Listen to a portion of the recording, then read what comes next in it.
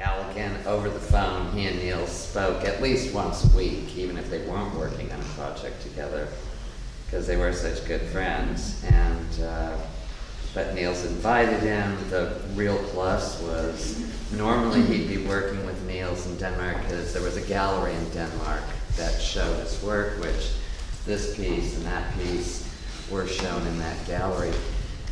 And so if he was coming to town for a show, then Niels was like, well, you can work in the shop while you're here, but this one, he actually got paid as a guest artist.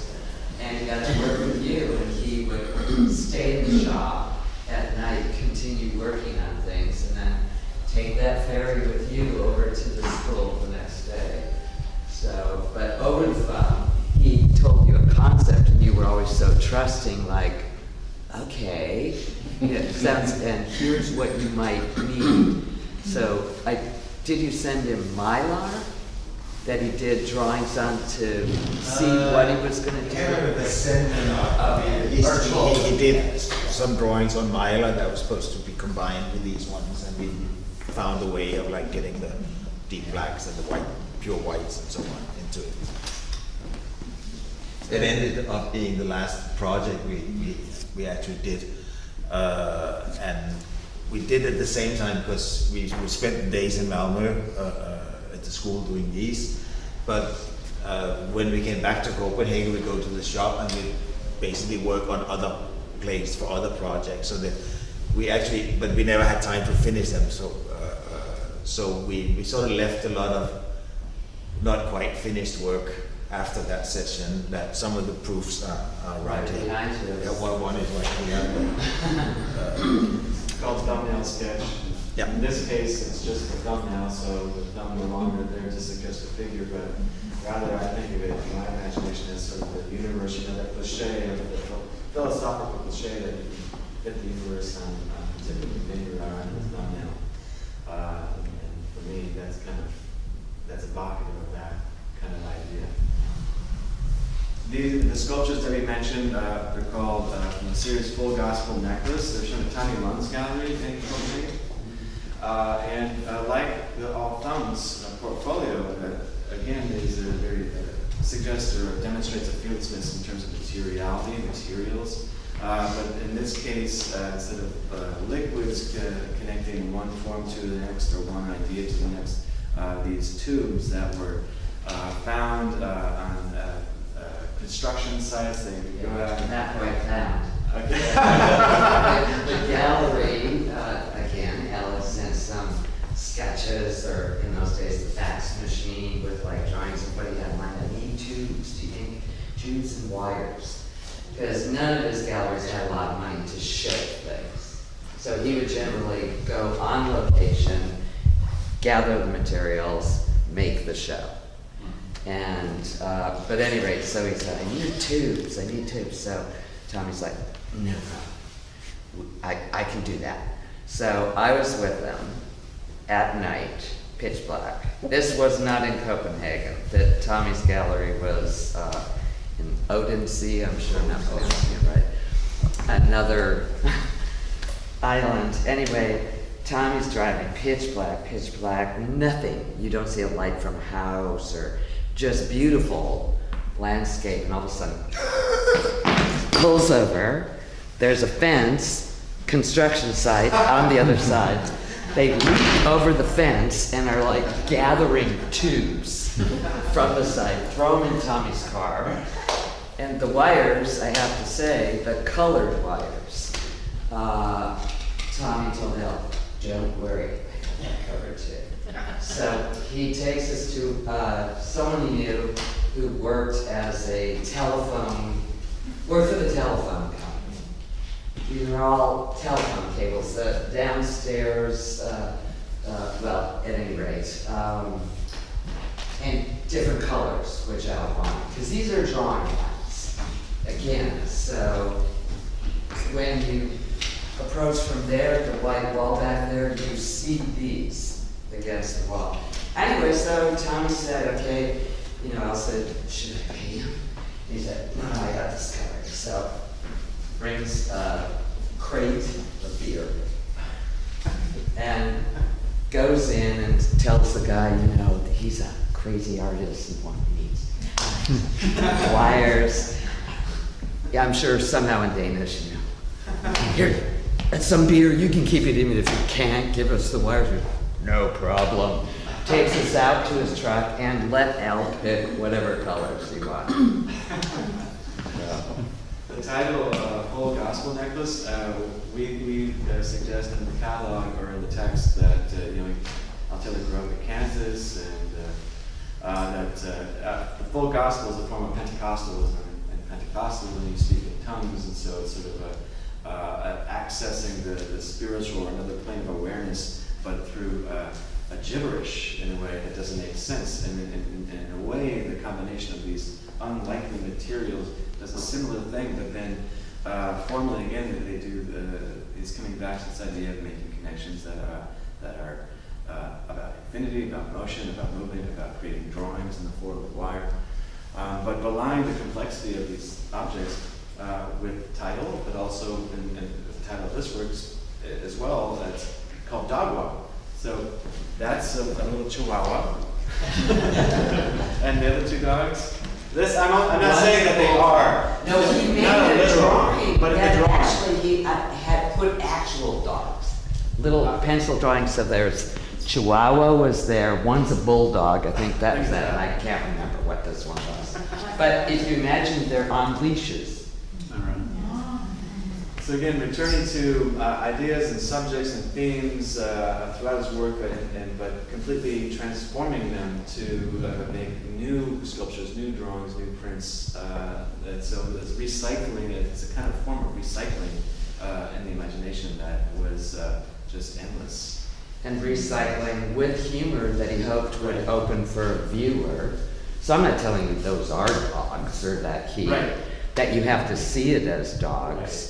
But it just made you laugh, so you'll look at it closer the next time you look. And also, humor opens up the ability to see. Eliminates the fear about knowing. Yeah, well, they're downstairs. Okay. Yeah. Yeah. And necklace, again, is playing on language, is spelled Neckles. But these are necklaces, because all the tubes in this series are strung together on one main wire.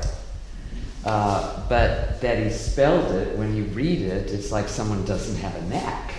So again, he was playing with, and not meaning that he didn't want a viewer not to understand, but he wants you to play. Mm-hmm. And, if you told him, now, to me, that looks like, a parking lot and making wheelies with my truck, he would have loved that. It was like, oh wow, I didn't see that, but now I can see it. So it was always about opening, seeing. Yeah. So we'll move into back out into the larger gap of something that's circular forms, rings that become spirals that suggest shapes or volumes in work. And volumes and shapes that are seen from different perspectives. For example, this object on the wall, which is absolutely beautiful, is essentially an ellipse, but it's an ellipse that's also kind of torqued, so it's leaning over that way. The shadow on the wall creates another kind of ellipse that's completely other than the shape the object makes. Odd Vowels on the floor was originally titled Odd Vowels. And if you look closely on each of the pieces of wood, there are letters and numbers. So he created a system. For numbering letters and then placing the vowels on these objects where there are numbers. It's a system for, I can't explain it, but it's an interesting invention of, again, using language, transforming language to create a system for making an object that is malleable, that is infinitely malleable. We also realized that when you count the vowels always end up on the odd number. So if you hadn't thought about it, you wouldn't know it. But he realized it once he got through the system. So then we went from odd vowels to play with that a little bit. The plain language. And then that idea of the circular form takes volume, literally, in this gallery with X-ray tube, which is suspended from the ceiling, almost like this homespun science experiment, as if you're trying to imagine what the volume, the interior volume of this inner tube might look, or how you might imagine it, picture it. By drawing around the exterior of the rubber tube the rings of its torus, or which is the donut-like shape of the interior of this geometric form. And so the drawings around it are reiterations of this idea of how can we X-ray, if you could X-ray rubber, what would the interior skeletal structure of that shape look like? Which then suggests the revolution of that shape in space, the revolution of it, this piece slightly moves as the building moves with vibration, which helps that, but really it's the drawing around the object and the drawing in the drawings that suggests this idea of movement and motion and time that is all tied together with the exploration of form in this work. And Debbie is mentioning the wires. You see the wires tied off are very specific, and those wires are then drawn in the drawings. He's not trying to disguise the artifice of this invention, but rather include that because it's very intentional. Another work on this wall, really there's a print called Dixie, for since we're here in the South, the contentious Confederate flag, and offensive, I should say, not contentious, but offensive Confederate flag, is the beginning point for an exploration of form in this print, this lithograph, called Dixie. So you see the crossbars of the Confederate flag here, and those crossbars were probably drawn on a sheet of mylar, a larger sheet of mylar, which is pictured here, and rolled and taped together. So all of a sudden, this image becomes something completely abstract and becomes another series of spirals and looping forms that are then changed on the wall, and the shadow they cast on the wall. So this form, in the context of our reality in the South, no longer is dangerous through the changing of its shape. You can change a symbol to make it something that is not dangerous, but something that unleashes the imagination, that allows the imagination to. Did he make a model of that to get the shadows right? I'm imagining we don't. He did draw on a flat sheet of mylar, which is clear, and you can even in here. I think you can see where it's taped. Yeah. He did mark drawings of the tape he used to make So it he in a did make a tube. model. But this wouldn't be exactly what Yeah. it gave him a starting point Interpretive. to imagine if the flag that you could first of all put it in a different form versus flat, make it become 3D, but because it was mylar, see through it. And again, like the puddles, if a puddle were lifted, what would the shadow be? Right. So that's his imagination of what the shadow would be from that tube. So it wasn't he could make portraits, they're very realistic, but most of them were imagined. A starting point that was real, but he didn't render that exactly. It opened the door for him to imagine. And what would happen to these crossbars if all of a sudden you did start to wrap them around each other? And what would that look like? Yeah. It's really what the piece is about. It is. But again, in our context, it's like, well, all of a sudden it's about something completely different than Yeah. the symbol and what it represents. Could that be a Union Jack too? Could be a Union Jack. I'm relating to the Confederate flag because it's called Dixie. There you go.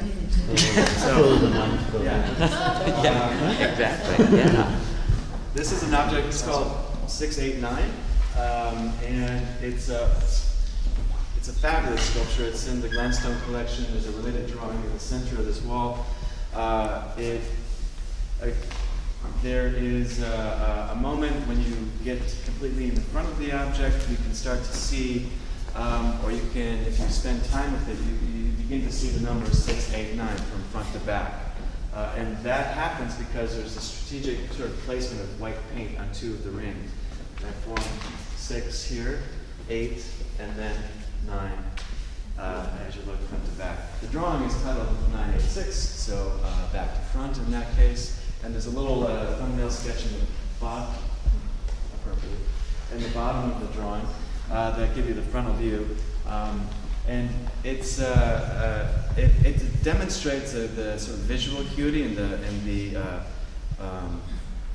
his relationship to art history of the recent past as well as the distant past, as we saw with Etienne Jules Marais piece. But you think of artists like Victor Vasarely, there's wonderful early paintings of Vasarely, or even fast forward to Jasper Johns and the 0 through 9, that compression of all the cardinal numbers in one image kind of happens in this work. But so a wonderful sort of illusion, sort of an optical illusion, which a lot of the work is about, again, the mechanics of seeing and how our eyes always see things differently as we move through space and time, and how what we see through objects, Full Gospel Necklace, for example, or the piece downstairs, Cans and Hoops, are sighting devices as well as sculptures that move so you look through them, and what happens when you look through them, they change the nature and the shape of vision and what you see. In the back space here are a number of sculptures, drawings and prints that are some of the earliest works of the show. And actually the earliest works of the show are again in our little chapel space to the right. The Latin Studies works related to Latin Studies and Latin Studies sculptures. In this larger gallery we placed works that came out of that body of work.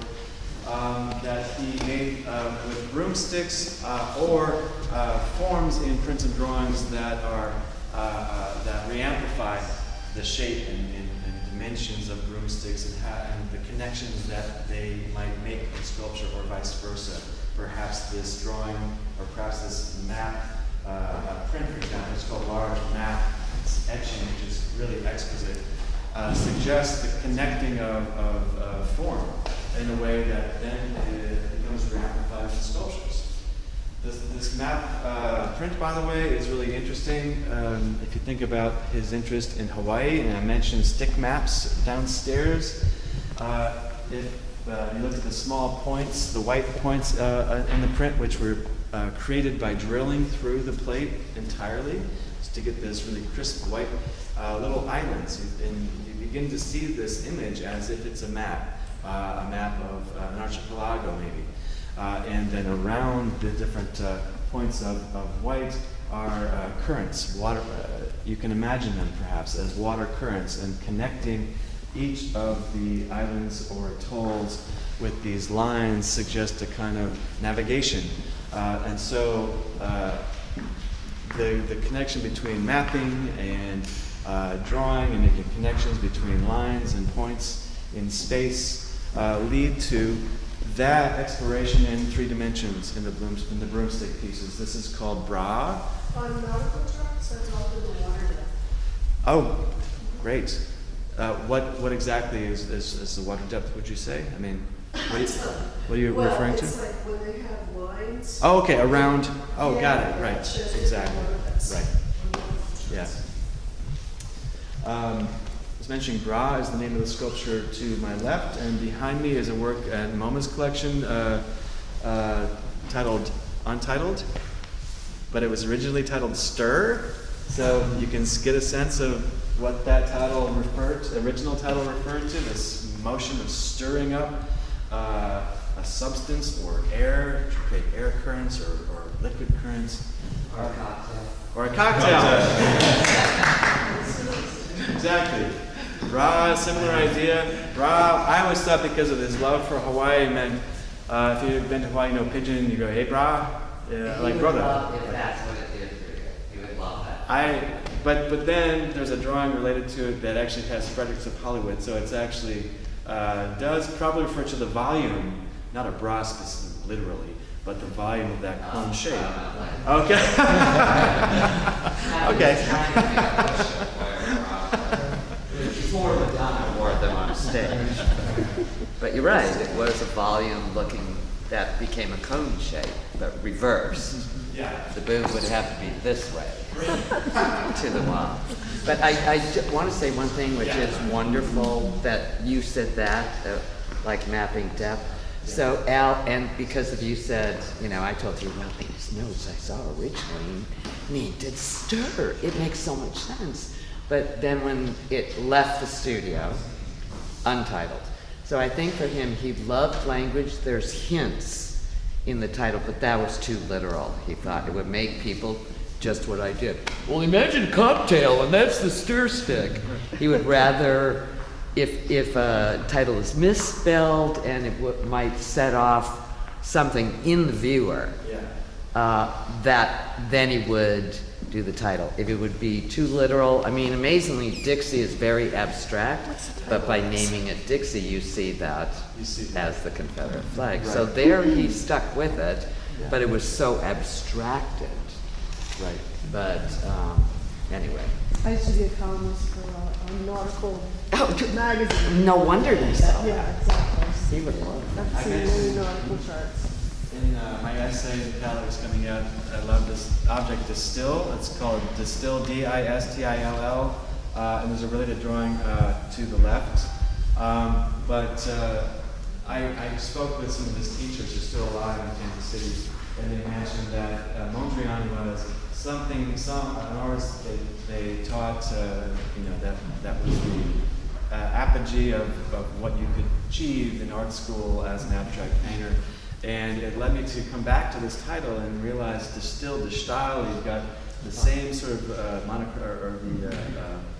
colors as Mondrian, but it's a Mondrian that's been deconstructed and reconstructed into this kind of jaunty, spiraling form that suggests a distill. You know, you're distilling, you're purifying something in a different way than Mondrian was purifying from the Ozarks. I always thought that's what it was. So you opened my head to another connotation. With the primary colors and the whites. No, I think you're right on, and I just thought they all had stills in their backyard. And then you have the martini stirrer. Yes, I know. We should have a bar over there. And finally, in this room to my right, I mentioned Latin studies. It's a little more spacious in here. There's big sculptures, a number of prints and paintings. After I mentioned the trip to Africa in 1980 downstairs, that opened his eyes to, he had this revelation about different cultural concepts of time. And African concepts of time are more elastic than ours, which is our concept of time is linear. So African concepts of time are multidimensional. So events that happen in the past are directly related to events that are going to happen in the future or in the present. So it is this multi-dimensional idea about time that goes backwards and forwards. And so there are drawings, rather paintings on paper, on newsprint on the back wall that really do demonstrate this idea, this exploration of this idea of taking wheel forms that turn, that spin in space, that turn in space, revolve in space, and breaking them up so they have become these radial forms, these arcs and radial forms that, like all thumbs, as Niels was explaining, suggest a pictorial space. These drawings do as well, so that the wheel forms are both front in your front space, mid space, and back space, and seem to be spinning in every direction to suggest this kind of malleability of time. And that then is translated again in 3 dimensions in the 3 Latin studies sculptures, which do that in multi-dimensions, including the shadows, drawings on the walls. And then you'll see some beautiful, a beautiful drawing, a number of gorgeous prints in this room. And I mentioned downstairs this object that hip pose reminds me of, and that is this celestial globe or armillary. And Larry Rinder suggested in his essay for the catalog that Latin study may refer to the armillary, which its root, of course, like so many words, is Latin. But you'll see in the etchings, or rather the prints, that that there is a suggestion of a light source like the sun in the center of the universe that is projecting light outward to suggest the volume of this armillary. That's the first. Thank you for giving me the opportunity to this is the first go around, so I'll refine it. But if anyone has questions, thank you for joining me.